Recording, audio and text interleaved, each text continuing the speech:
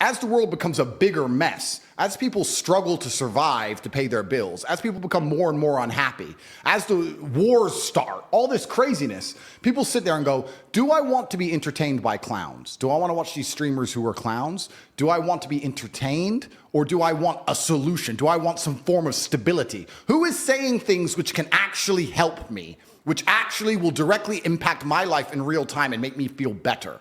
And that's me. So I'm not an entertainer in that way, which is why I believe my brand has become so strong and why most people like me. And it's also why a lot of people will forgive me for being semi-abrasive, because I feel like as the world gets more messed up, which it is, people are going to learn some very abrasive, harsh lessons. And sometimes when you've gone through a very harsh lesson, to be given a solution which isn't harsh, you're not going to believe it. To be given a harsh solution makes you feel like, okay, this guy knows exactly what he's talking about. I was on podcast very recently. I don't think it's even come out yet. And I was explaining to somebody, we were talking about depression, which everyone asked me about. I'm going to circle back to that. I have something in my notes for that. Yeah, and I was saying that as a man, your life is supposed to be shit. My argument to this is people go, oh, I don't feel good. I say, good. Your life as a man is going to be terrible the entire time. Who told you at any point, I don't know what the Bible says. I haven't read it cover to cover like I've read the Quran. But I don't think the Bible says you're supposed to be happy all of the time.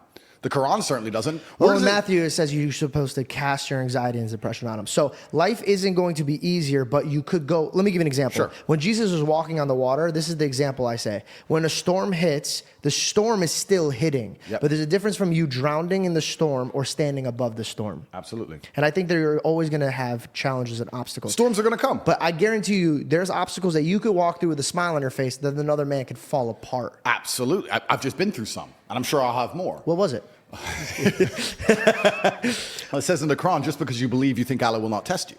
Just because you believe in me, you think you're not going to be tested. I think being tested is a great thing for That's you. how God shows love. Yeah. Because because God's love is a disciplinarian love. It's a masculine love. It's like a father. A father shows love through putting you on the bike, letting you fall over, letting you hurt your knee, picking you back up, putting you back on the bike. That's how a father shows love, and God is the same. Your father used to push you down when you used to be a kid. That's right. And your mom used to be upset about this.